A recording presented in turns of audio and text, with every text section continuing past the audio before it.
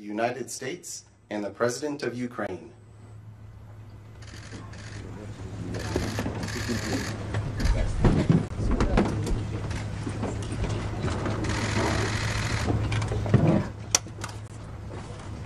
Both leaders will now sign an historic new bilateral security agreement between the United States and Ukraine.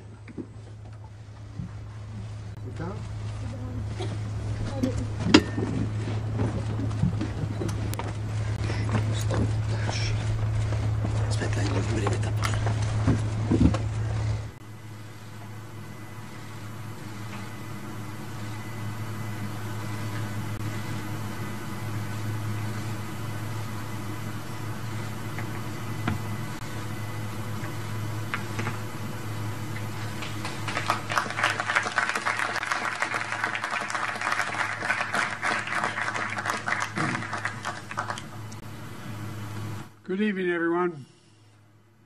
Last year at the NATO summit in Lithuania, the United States brought together every member of the G7 to sign a joint declaration of support for Ukraine.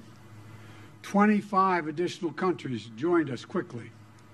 Each agreed to forge a long-term bilateral commitments with Ukraine. President Zelenskyy and I have just now signed that agreement between the United States and Ukraine. Our goal is to strengthen Ukraine's credible defense and deterrence capabilities for the long term. A lasting peace for Ukraine must be underwritten by Ukraine's own ability to defend itself now and to deter future aggression anytime in the future.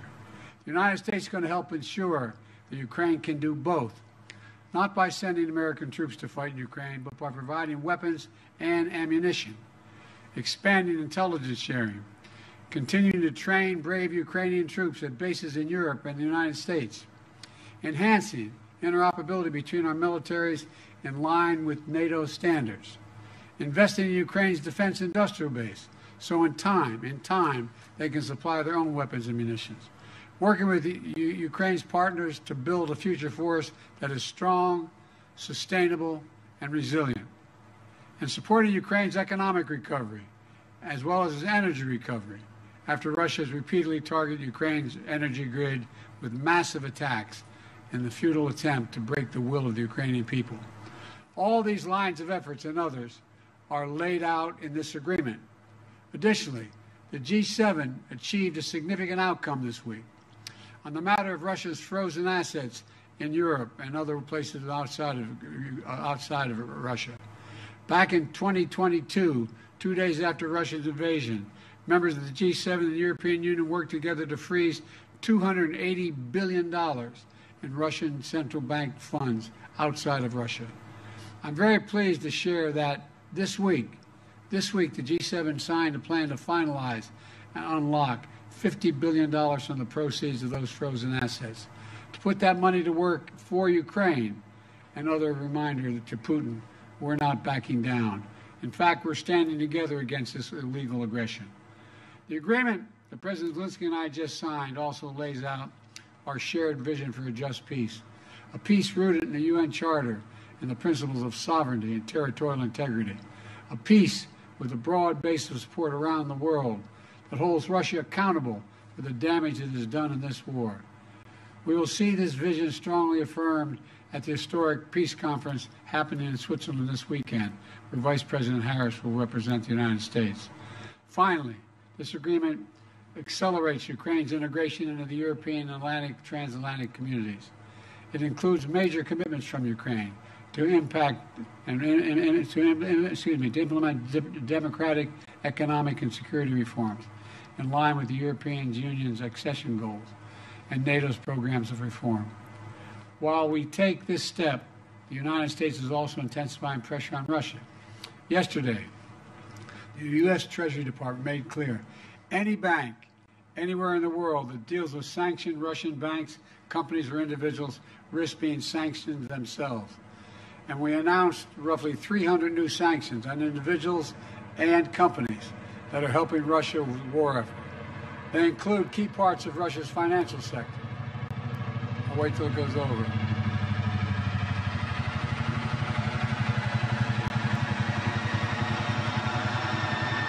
well as individuals and entities that supply Russia with items critical to its defense production, like microelectronics, machine tools, and industrial materials. We also sanction more Russian future energy projects, that Russia's natural gas oil projects that are under construction and are not yet fully operating. Putin is counting on revenues from these projects. Our sanctions will disrupt those plans. Plus, at the G7, we discussed our shared concern about countries like China, who are supplying Russia with materials they need for their war machine. And we agreed to taking collective action to push back against that activity. Let me close with this. We've taken 3 major steps at the G7 that collectively show Putin he cannot wait us out. He cannot divide us. And we'll be with Ukraine until they prevail in this war. First is the bilateral security agreement just signed. Second, historic agreement to provide $50 billion in value from Russian sovereign assets to Ukraine. And third, an agreement to ensure our sanctions efforts disrupt third countries that are supplying Russia's war efforts. That will increase pressure on the Russian economy. Collectively, this is a powerful set of actions, and it will create a stronger foundation for Ukraine's success. 2.5 years ago, Putin unleashed a brutal war on Ukraine, and it's been a horrifying ordeal for the Ukrainian people who are so brave and incredible. It's also been a test for the world. Would we stand with Ukraine? Would we stand for sovereignty, freedom, and against tyranny? The United States, the G7, and countries around the world have consistently answered the question by saying, yes, we will. We will say it again. Yes, again and again and again. We're going to stand with Ukraine. And thank you, and I now yield to my friend from Ukraine, President. Thank you so much, Mr. President Biden, dear President, dear journalists, dear Ukrainians, dear Americans, and thank you so much. Thanks, Italy and Georgia, for an invitation. Dear friends, today is a truly historic day, and we have signed the strongest agreement between Ukraine and the U.S. since our independence. And this is an agreement on security and thus on the protection of human life. This is an agreement on cooperation and thus on how our nations will become stronger. This is an agreement on steps to guarantee sustainable peace, and therefore it benefits everyone in the world, because the Russian war against Ukraine is a real global threat. I thank you very much, Mr. President, for your leadership, which is reflected in particular in this agreement and in your years of support for Ukraine. I thank our teams, both teams. Thanks very much for making sure that the details of the agreement are really good. And of course, I want to thank every Ukrainian soldier, all our people whose courage made this level of alliance between Ukraine and the United States possible. And I'm proud of our people and what Ukraine can do, and I'm very grateful to all Americans, to everyone in America who strengthens American leadership. So, under the points of the agreement, first, the agreement contains a very detailed, legally binding part, and this means the credibility of America's support for our Ukrainian independence. Secondly, security commitments from the United States are based, among other things, on the sustainability of security and defense support, not only for the duration of this war, but also for the period of peace after the war. And we will definitely ensure peace. Third, it clearly states that America supports Ukraine's efforts to win this war. Fourth, the agreement has good provisions on weapons for our defense, whereas specifically on the Patriot systems, whereas specifically on the supply of fighter squadrons to Ukraine. That's right, plural squadrons, including but not limited to F-16s. We have worked for a long time for this. The agreement is also very specific about the supply of the necessary weapons, joint production, and strengthening of the defense industries of our countries through our cooperation. And this is something that will not only provide security, but also new, good jobs for Ukrainians and Americans. The agreement also outlines what is needed in terms of intelligence information. The agreement contains key aspects of protecting the lives of our people. Fifth, it is very important that the agreement also addresses the issue of Russia's just responsibility for this war and its attempts to destroy Ukrainians. America supports both fair compensation for the damage caused by Russian strikes and working out ways to ensure that frozen Russian assets are used to protect and rebuild Ukraine. The agreement also includes sanctions and export controls that will make Russia feel the pain for what it is doing against the freedom of peoples. And two more things. I'm grateful that the philosophy of our security agreement is in fact the philosophy of the alliance, and that is why the issue of NATO is covered through the text of the agreement. It states that America supports Ukraine's future membership in NATO and recognizes that our security agreement is a bridge to Ukraine's membership in NATO. It is very important for all Ukrainians and for all Europeans to know that there will be no security deficit in Europe, which tempts the aggressor to war and makes the future uncertain. Now we are clearly defining everything. We will cooperate for the sake of victory, make peace guarantees effective, and provide the necessary security for our people. And thank you, Mr. President, for your leadership in the G7's decision on 50 billion loan for Ukraine. It's a vital step forward in providing sustainable support for Ukraine in winning this war. Russian immobilized assets should be used for defending lives of Ukrainians from Russian terror and for repaying the damage aggressor caused to Ukraine. It's fair and absolutely right. Mr. President, thank you, your team. I would also like to thank the United States Congress for their support, both parties, both chambers. Thank you, and thanks to every American heart that does not betray freedom and supports us. Slava Ukraini!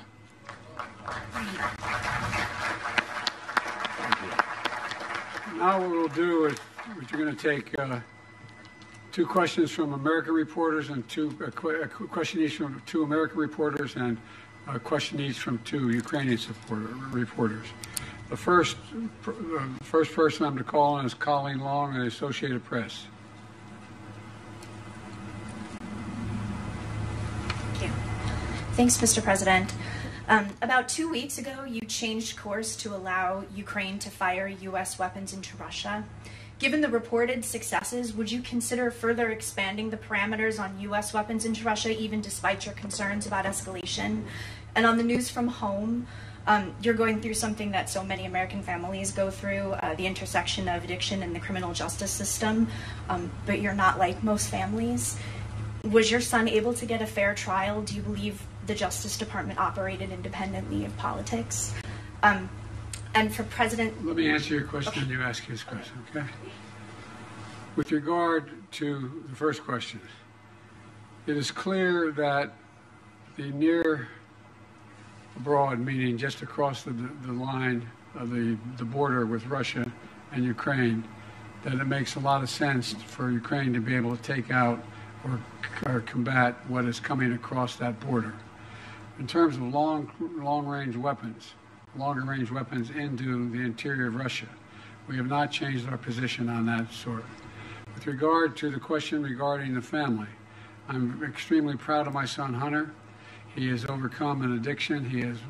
He's one of the brightest, most decent men I know, And I am satisfied that I'm not going to do anything. I said I abide by the jury decision, and I will do that, and I will not pardon him. President Zelenskyy, a number of leaders here in Italy, including President Biden, are facing upcoming election challenges. How will the security agreement signed tonight and the other promises of support continue if they are not in office? And what's your contingency plan if they don't?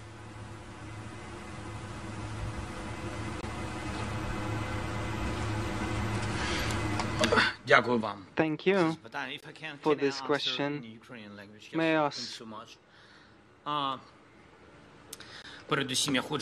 First and foremost, I'd like to thank the people of the nations, first and foremost, to the United States, to the countries in Europe and on other continents who have supported us since the very beginning of this absolutely unjust war of Russia against the people of Ukraine. That is it. They've been killing people, homes and territory. All that is very important. It is part of life. But first and foremost, we're speaking about people and lives of people. You understand? And this war was unjust since the very beginning.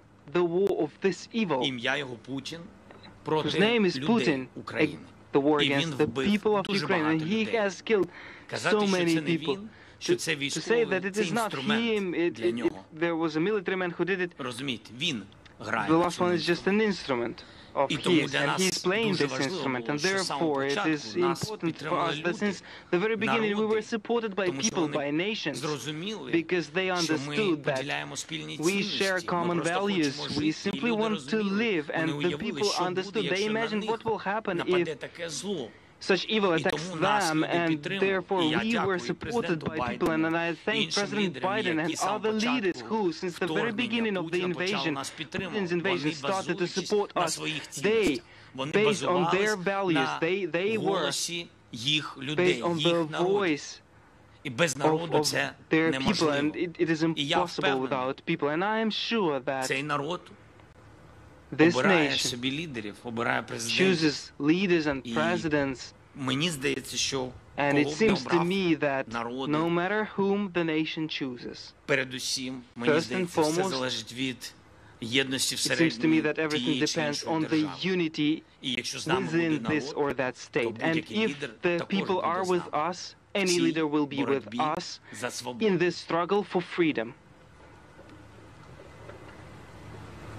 Want to call on a Ukrainian reporter? Yeah, with pleasure. Thank you so much. Так, будь ласка, телеканал Інтер. Yes, please, Inter. Irina Ivanova, Inter Ukraine, and I have a question for both leaders. So today, during the G7 meeting, the discussion focused on developing Ukraine's air defense system based on the most advanced Western complexes and also on enhancing long-range capabilities. So my question is, can you provide any details on the initiative and about the readiness of our allies to take part in it? Thank you. I'd be happy to respond to that. We have acquired commitment from 5 countries so far for Patriot batteries and other air defense systems, as well as we've let it be known to those countries that are expecting from us air defense systems in the future, that they're going to have to wait. Everything we have is going to go to Ukraine until their needs are met, and then we will make good on the commitments we made to other countries. I think President Biden already answered your question. Really, he knows, and all other partners, they know that urgently we need 7 Patriot systems. Yes, to save our cities, not all of them. It's a pity, but urgently 7. And we discussed the possibility of having 5 of them. It's true, but the partners work on it. It doesn't mean that tomorrow we will have these 5 systems, but we see in the closest future good result for Ukraine. You'll have some relatively quickly. American reporter, Josh Weingrove, Bloomberg. Thank you, Mr. President. I have a question for President Zelenskyy shortly on the announcements, but if you don't mind, I'd like to ask you about your discussions on the situation in Gaza here at the summit. You were asked just a short time ago about it. after the skydiving demonstration. Can you give us your assessment of Hamas's response? And do you believe that they are trying to work towards a deal, or is this response working against a deal? And what is your message to allies, including those here at the G7, about what more, if anything, the U.S. can do to drive towards a peace agreement? Thank you. I wish you guys would play by the rules a little bit. I'm here to talk about a critical situation in Ukraine. You asked me another subject. I'll be happy to answer it in detail later. But the bottom line is that we've made an agreement. I've laid out an approach that has been endorsed by the UN Security Council, by the G7, by the Israelis, and the biggest hang-up so far is Hamas refusing to sign on, even though they have submitted something similar. Whether it now comes to fruition remains to be seen. We're going to continue to push. I don't have a final answer for you. And to President Biden's point, a question about today's discussions. President Zelenskyy, the $50 billion today, you've had the supplemental, of course, from the U.S.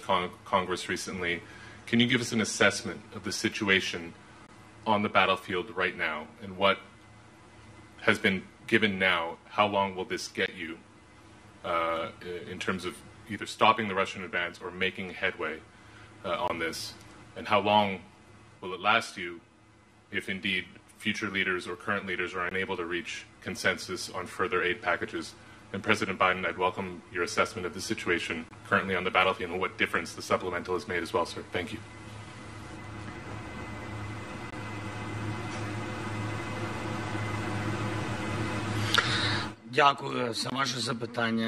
Thank you for your question. Indeed, we were expecting the fundamental package of the support within the Congress of the United States of America, and truly it was a long pause for our warriors first and foremost, but it is important, and we are grateful that in the very end we have this supplement, and this will for sure strengthen our warriors. Yes, this has given the opportunity to the enemy within this pause to try to occupy Kharkiv, but that attempt was stopped by our warriors. They were repelled.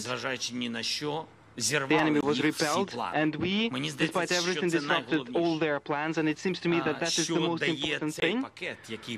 What this supplement that will arrive gives us, it enables us to fully equip the reserves, those guys, those brigades that are ready, so that they provide for the opportunity to rotate our units on the battlefield, so that they can have some rest, so that the brigades can regenerate, so that other brigades enter the battlefield instead of them with equipment.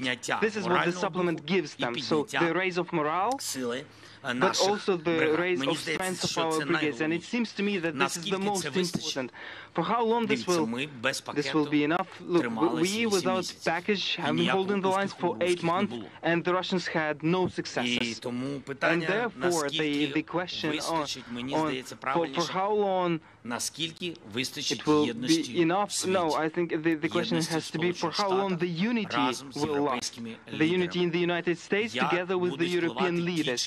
How these or those elections will influence this unity. It seems to me that we should look on this exactly this way, to preserve unity, to preserve the integrity of the world, integrity of the democratic world, because if Ukraine does not withstand, the democracy of many countries will not be able to withstand, and I'm sure of that.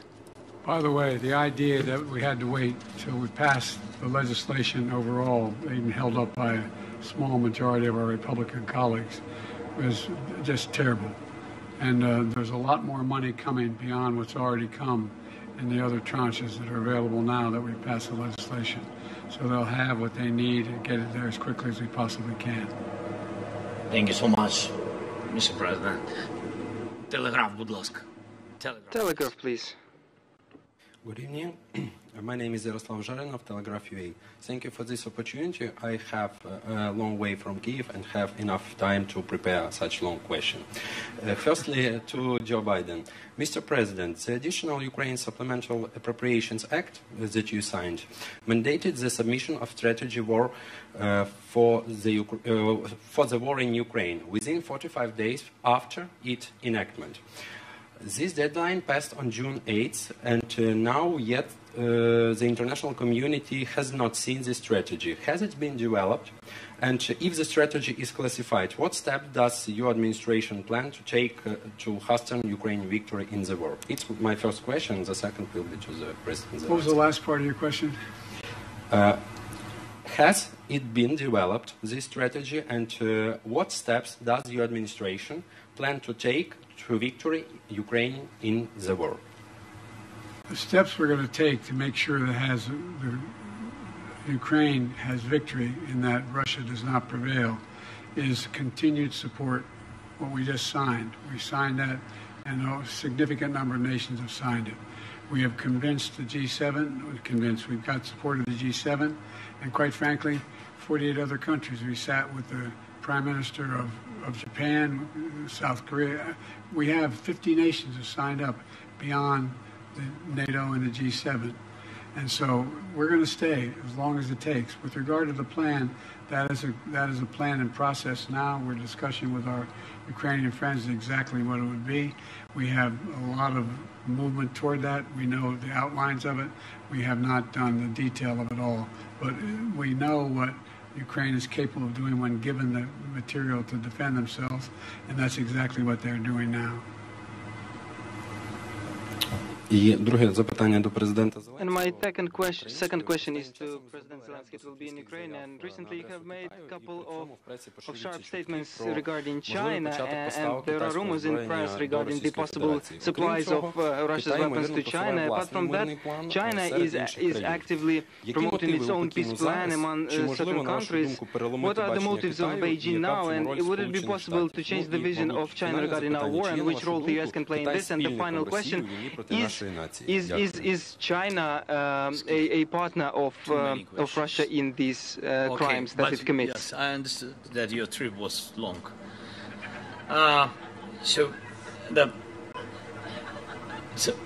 First of all, I had phone conversation with the leader of China by phone. He said that he will not sell any weapon to Russia. That is the first. We'll see with you. We'll see. But he said to me, if he is a respectable person, he will not, because he gave me the word.